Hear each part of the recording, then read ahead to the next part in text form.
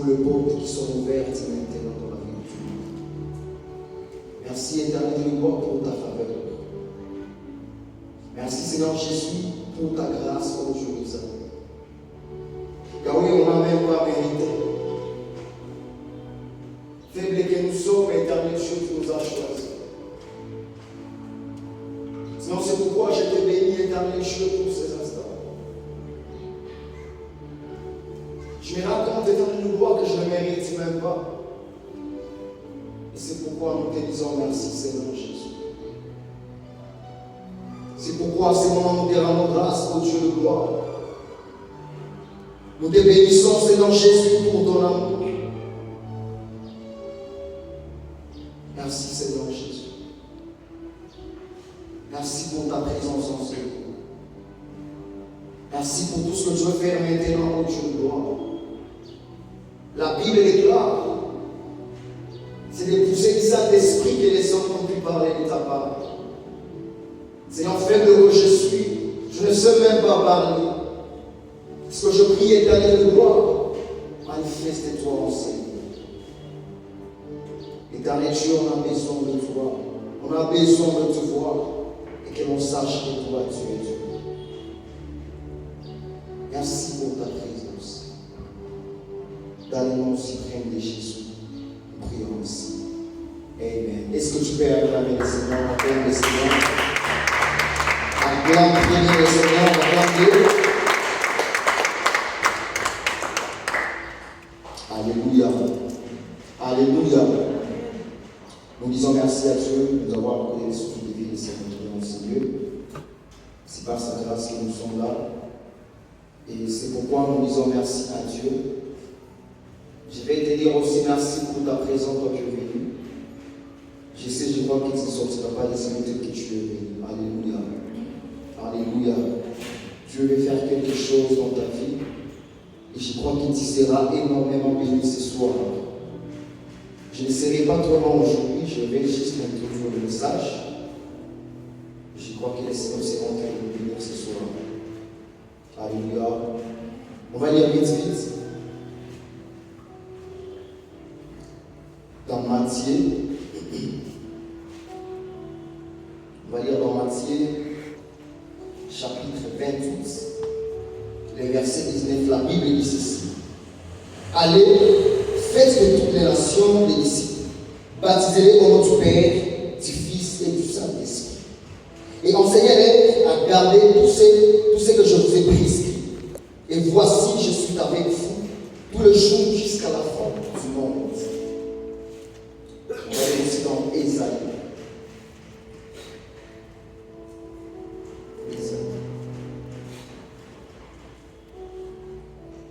Ésaïe, c'est ce qui peut trouver comme le métier. Ésaïe chapitre 42. Ésaïe 42. Ésaïe 42, le verset 1. La Bible dit ceci, le verset 1 seulement. Quoi? La Bible dit ceci. Voici mon serviteur auquel je tiens fermement. Yes. Mon Élie à qui mon âme s'est complète. J'ai mis mon esprit sur lui.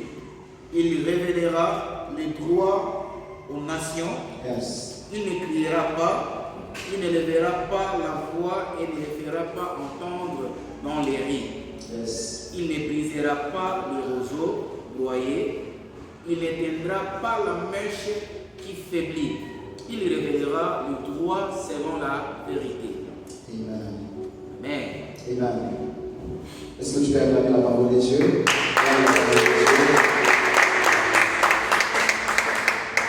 Alléluia. Notre Père nous a donné un bon thème. Et le thème qui nous a donné, le thème de l'année, c'est l'Église en mission. Alléluia. L'Église en mission. Est-ce que tu peux dire avec moi l'Église en mission? L'église en mission. En fait, je ne serai pas trop long. Je vais expliquer, je vais aller lentement afin de me faire comprendre. Le thème que notre Père nous a donné est intitulé l'Église en mission.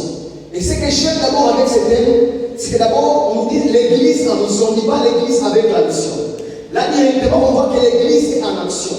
Je vois directement que l'Église c'est déjà la mission qu'elle doit faire. Et directement l'Église est en train de faire cette mission. Alléluia. Ce qu'on voit, l'église est en action, l'église est en mouvement. L'église est en train de faire sa mission. Et c'est pourquoi l'église en mission. Alléluia. Et d'abord, avant de continuer, avant d'aller plus haut, je voudrais d'abord expliquer certains mots dans ces thèmes. Et la première chose que je voudrais d'abord expliquer, c'est l'église. Nous devons d'abord comprendre c'est quoi l'église. Alléluia. Et vous allez comprendre avec moi l'église. L'église dont on parle ici est différente de cet édifice. L'église dont on parle ici est différente de cette maison ici. L'église dont on parle ici, c'est toi et moi. Toi qui as déjà reçu Christ dans ta vie, moi qui ai déjà reçu Christ dans ma vie. Nous sommes l'église. Et par définition de l'église, l'église vient du mot grec, ecclésia. Alléluia. Ecclésia qui signifie tout simplement l'ensemble de personnes appelées hors du monde et appelées à servir Dieu dans les mondes. Parce que nous sommes l'ensemble de personnes appelées à servir Dieu, appelées à suivre Christ. Nous sommes appelés à quitter le monde afin de suivre Christ et à servir Dieu dans les mondes. Et c'est ça l'église. Alléluia. Est-ce que nous sommes ensemble? Et c'est ça l'église. Et l'église est utilisée dans deux mots, dans des façons différentes. On peut parler d'église universelle et l'église locale. De façon universelle, l'église c'est l'ensemble de personnes. C'est l'ensemble des personnes qui étaient nées, qui ont reçu le Saint-Esprit de Dieu par la foi, depuis la Pentecôte jusqu'au jour. Et l'église locale, c'est l'ensemble de personnes réunies à un endroit particulier. Comme on se regroupe à un endroit particulier. C'est ça la différence entre l'église locale et l'église universelle. L'église universelle, c'est depuis la Pentecôte. L'ensemble des personnes qui ont reçu le Saint-Esprit par la foi. Alléluia. Alléluia. Alors, comme nous sommes l'église, nous devons comprendre une chose, que c'est Christ, la tête de l'église. Il est impossible que les membres du corps fonctionnent sans la tête. C'est la tête qui dirige le corps. C'est que sans la tête, le corps ne peut pas fonctionner. Sans la tête, le corps ne peut pas être en mouvement. Parce que c'est la tête qui dirige le corps. Et c'est pourquoi je vais le dire. Nous devons remettre Christ à sa place. Aujourd'hui, l'église a rejeté Christ. Aujourd'hui, l'église ne met plus Christ à sa place. Alléluia. Alléluia. Et c'est déjà un problème. Et c'est ce que je viens de dire la fois passée, les samedis passés. Aujourd'hui, nous voyons déjà l'apostasie dans l'église. Et l'apostasie, c'est lorsque les gens renient la foi. C'est lorsqu'on rejette Jésus. Et c'est ça l'apostasie. Et aujourd'hui, on vit de l'apostasie dans l'église. Alléluia. Tant que Christ n'est pas à sa place, bien-aimé, il sera difficile de fonctionner. Tant que Christ n'est pas à sa place, bien-aimé, c'est vraiment difficile de faire la mission que nous avons confiée. Parce que lui est la tête et nous sommes les membres, nous allons travailler. Lui c'est en train de nous diriger et nous sommes les travailler selon nous. Mais aujourd'hui, on a rejeté Christ. Christ est maintenant en dehors de notre vie. Et c'est pour aller comprendre avec moi la Bible, on va dire ceci en Apocalypse. Chapitre 3, le verset 20, la Bible dit: voici, je l'exhorte dans la porte, je toque. On utilise ces versets avant d'évangéliser les païens. C'est bon. Mais ces versets n'avaient pas été écrits pour les païens. Ces versets avaient été écrits pour l'église de la Odyssée. C'est qu'en d'autres mots, cette église avait rejeté Jésus dans leur vie. Cette église avait rejeté Christ dans leur vie. Christ n'était plus à sa place. Et c'est pourquoi Christ était en train de toquer. Pourquoi? Parce que Christ n'était pas à sa place. Et c'est pourquoi je parle maintenant aujourd'hui. Nous devons maintenant remettre Christ à sa place. Christ doit conduire l'église. Parce qu'il est la tête de l'église. Et tant que Christ n'est pas la tête, il sera difficile d'évoluer. Tant que Christ n'est pas la tête, on va sécher. Parce que lui, il est seul que nous sommes descendants. Si on n'est pas attaché à lui, bien on va s'aimer, on va sécher. Et c'est pourquoi nous devons remettre Christ à sa place. Alléluia.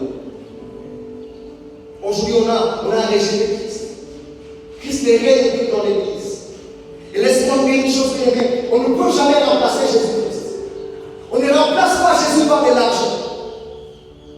Aucune chose peut remplacer Jésus.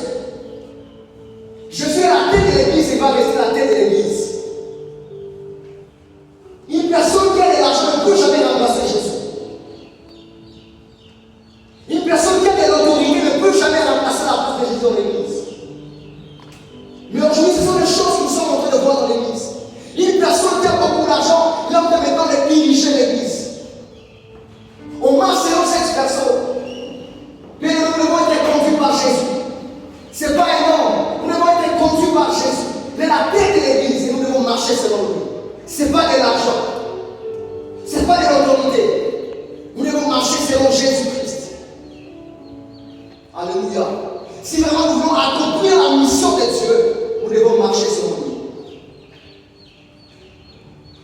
Et ce sont des choses que nous devons comprendre. Bien aimés, le rôle de l'Église, la mission de l'Église, c'est de faire les nations ici. C'est la plus grande mission de l'Église, faire les nations ici. Le but de l'Église, c'est de marcher dans la puissance de Dieu. Mais on ne marchera pas dans la puissance de Dieu tant que Christ n'est pas à la tête de l'Église. Tant que Christ n'est pas à sa place, bien aimé, on ne marchera pas dans la puissance.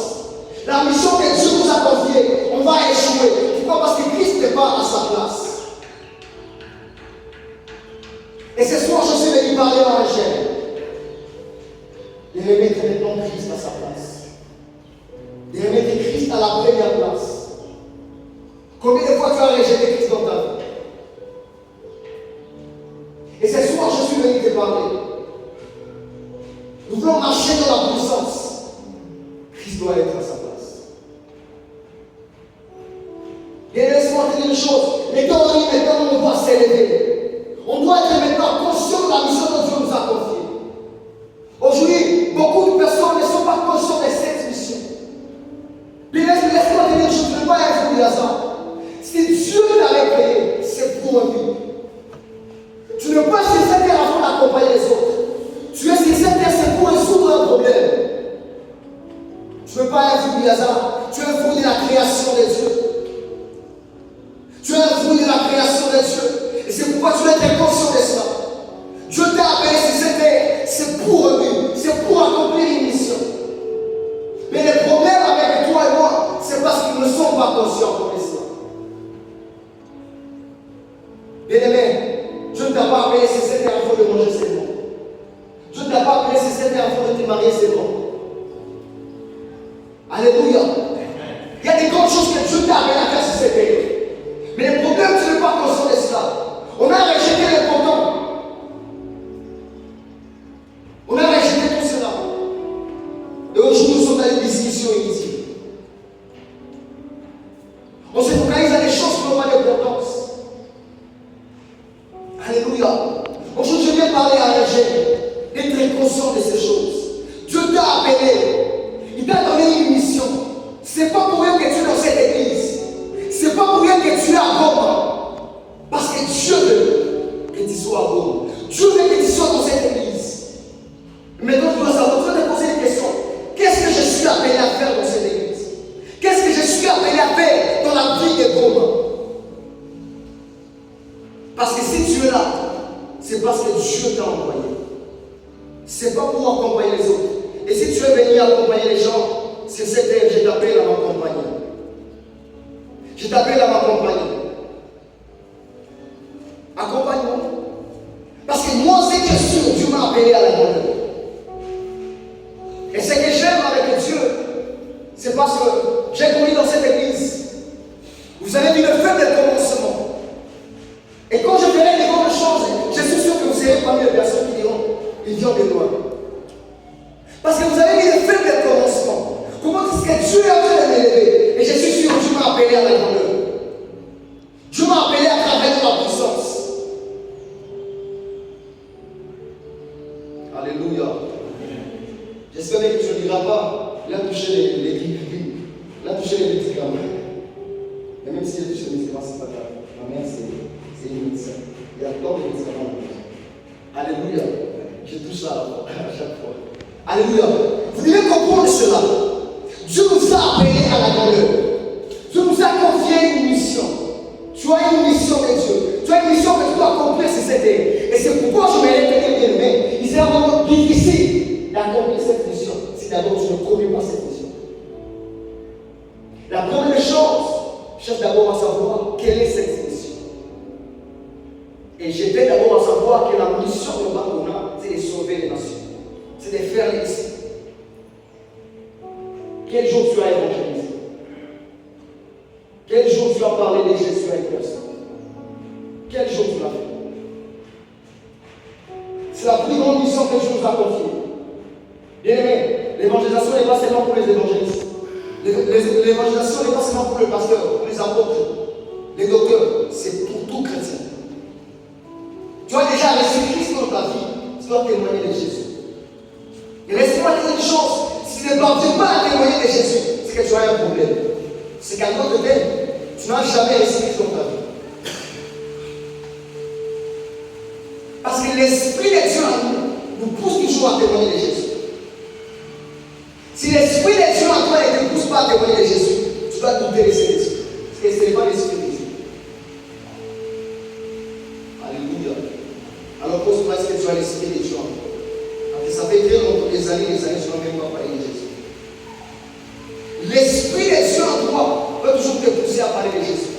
Parce que lorsque le disciple était dans la chambre haute, la Bible déclare lorsque le Saint-Esprit était descendu, la première chose qu'ils avaient fait, ils ont commencé déjà à évangéliser. Pourquoi? Parce que l'Esprit pousse toujours les gens à témoigner de Jésus. Alléluia. Amen. Soyons ensemble. Ce sont des choses que nous devons comprendre. Alors, lorsque tu connais maintenant la mission de Dieu, lorsque tu connais la mission que Dieu t'a confiée, je vais te dire, mais tu as besoin de l'Esprit de Dieu afin de faire cette mission. C'est vrai, Dieu t'a appelé. Dieu t'a confié une mission. Mais laisse-moi te dire une chose. Il sera difficile sans la puissance du Saint-Esprit. Il sera vraiment difficile sans la puissance du Saint-Esprit. Tu as besoin de travailler avec le Saint-Esprit afin de réussir la mission que Dieu t'a confiée. Et là, on a lu. Donc, Ésaïe chapitre 49, c'est le prophète Ésaïe qui ont été les prophètes. C'est là qu'il dit, voici mon serviteur élevé. Là, on parlait de Jésus. Il dit, mon esprit est dans lui, afin de répondre la vérité. C'est à cause de cet esprit qu'il est parvenu à répondre la vérité aux nations. Il est parvenu à répondre la vérité dans le monde. Et c'est pourquoi, bien aimé, tu as besoin de cet esprit afin de faire la mission que Dieu t'a confiée. Alléluia. Tu as besoin de cet esprit de Dieu afin de faire cette mission que Dieu t'a confiée. Parce que je vais te dire une chose, ça sera vraiment difficile. Même si Dieu t'a dit qu'il t'a appelé à la journée, il t'a déjà montré la vision, il t'a déjà montré les choses sur ta mission. Laisse-moi te dire, ça ne sera pas facile. Parce que la prophétie ne peut jamais enlever la réalité de la vie. La prophétie est là, mais aussi, il y a aussi les réalités de la vie. Je t'a dit, tu seras grand. Quand il va beaucoup t'utiliser, tu vas sauver les nations. Mais ça n'empêche jamais que tu parles dans des moments difficiles. Ça n'empêche jamais que tu parles dans des moments difficiles. Parfois, tu te demandes, est-ce que c'est ce qu'on m'avait dit? Alléluia. Et la Bible nous dit ceci. Ma mère sera avec vous. Parce que partout où il sera, je serai avec vous. Parce que Dieu lui-même savait qu'il passera dans les moments difficiles. Et c'est pourquoi il va me dire, ma mère sera avec vous. Et c'est pourquoi je vais te dire, tu as besoin de la main de Dieu avec toi. Pendant cette mission, tu as besoin de la main de Dieu avec toi. Parce que sans la main de Dieu, il me dit, tu vas échouer. Vous allez comprendre avec moi. Notre Dieu, il est le seul maître qui travaille avec ses serviteurs. Il est le seul maître qui travaille avec ses serviteurs. C'est pourquoi je vais dire, tu es serviteur de Dieu. Tu as besoin de la main de Dieu. Parce que sans la main de Dieu, tu vas abandonner. Alléluia. Sans la main de Dieu, tu vas abandonner. Lorsque tu as la main de Dieu, tu es sécurisé. Parce que Dieu est avec toi. Nous pouvons être dit, je vous envoie des anneaux au milieu de nous. C'est qui sait que ça ne sera pas facile. On passera dans des moments difficiles. Les choses seront difficiles. Il y aura des moments où on se posera des questions. Est-ce que c'est vrai ce qu'on avait dit? Il y aura des moments où ça sera fou. On se posera encore des questions. Même Jésus était abandonné dans ses disciples. Les gens t'abandonneront. Il y a des moments où tu vas te poser la question, est-ce que c'est vrai que Dieu m'avait appelé? Et c'est pourquoi tu as besoin de la main de Dieu sur toi. Tu as besoin que cette fête t'accompagne dans cette mission. Alléluia. Et c'est pourquoi tu auras peur quand même tu passeras dans le monde. Et lorsque tu es conscient, tu sais clairement ce dont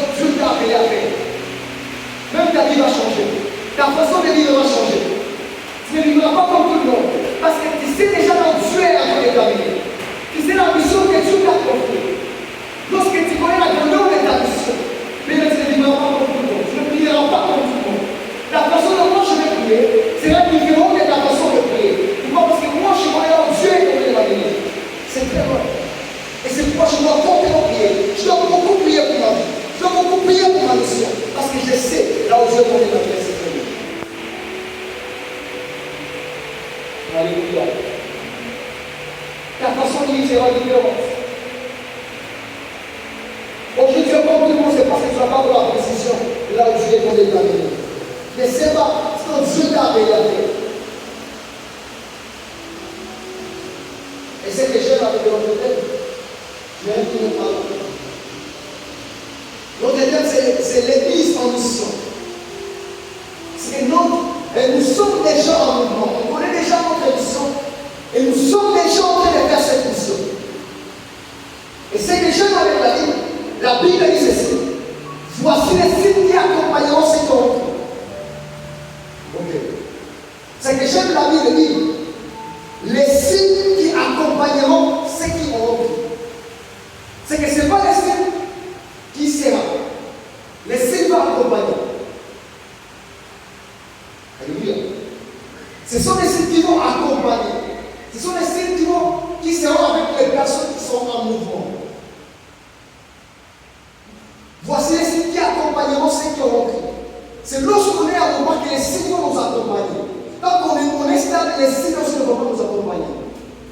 La Bible dit les signes qui accompagneront ceux qui auront cru. Parce que pendant que nous serons en train de faire cette mission, les signes seront en train de nous accompagner. Mais le problème, on stagne déjà. On ne met rien, on ne fait rien.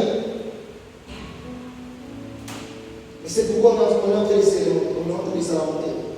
On ne voit pas Dieu, on ne voit pas les miracles de Dieu. On ne voit pas les signes. C'est parce qu'on ne fait rien. On n'avance pas. Les signes vont accompagner ceux qui avancent. Mais le problème, on ne veut pas travailler. On ne veut pas travailler sur cela. Bien-aimé, laisse-moi te dire. Lorsque tu connais la mission que Dieu t'a donnée, fais tout pour travailler ça. Travaille fortement. Travaille cette mission. Et des moments de prière avec Dieu. Vous savez, c'est pas tout le monde qui recevra Christ en lui disant Jésus t'aime. Jamais. Il y aura toujours des personnes pour recevoir Christ. Il y aura besoin de la puissance de Dieu. Il y aura besoin de voir la main de Dieu. Mais tant que ces choses ne sont pas manifestées, il y aura des personnes qui ne recevront jamais Christ. Parce qu'il y a des endroits, ils vivent déjà des miracles. Leur petit Dieu, avec leur petit Dieu, ils expérimentent des miracles. Et si vraiment on ne marche pas dans la puissance de Dieu, bien aimé, c'est vraiment difficile. Et c'est pourquoi on a besoin de cette puissance de Dieu dans cette mission. Je ne sais pas de la plus grande mission que Dieu nous a confiée. Faire les nations ici. Dans cette mission, bien aimé, on a besoin de la puissance de Dieu. Que Dieu marche avec nous. Que Dieu se manifeste. Pendant qu'on se rentre des péchés, qu'il se manifeste, que les gens voient sa main. La Bible déclare. Pendant que Christ était monté au ciel, la Bible dit les disciples prêchaient la parole de Dieu. Et Dieu confirmait les paroles par des signes miraculeux. Parce que Dieu était avec eux. Il marchait avec eux. Et il confirmait les paroles par des signes miraculeux. Et c'est pourquoi ces choses, nous devons maintenant le voir aujourd'hui. Dans cette mission que Dieu nous a confiée. Les paralytiques doivent marcher. Les aveugles doivent voir. Alléluia. Alléluia. Nous devons maintenant expérimenter la puissance de Dieu dans notre vie. C'est pourquoi la Bible nous dit ceci. Le royaume des cieux ne consiste pas seulement en parole, mais de toute démonstration de la puissance de Dieu.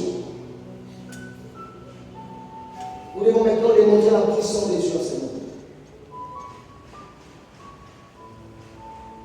Vous allez comprendre avec moi, même pendant que les disciples étaient en stage, vous avez vu la main de Dieu. Vous avez expérimenté la puissance de Dieu. La Bible déclare, lorsque Dieu les avait envoyés, pendant leur éducation de lier à Dieu, même les démons nous ont été soumis. Ce qu'eux ne savaient pas. Pendant leur stage, Ils ont expérimenté la puissance de Dieu. Ils étaient en stage, parce que Jésus était encore là. Pendant leur stage, ils ont expérimenté la puissance de Dieu. Mais maintenant, toi, tu as déjà commencé au ministère. Combien de miracles tu as déjà expérimenté? Combien de signes tu as déjà expérimenté? Et la Bible dit, ceux qui ont déjà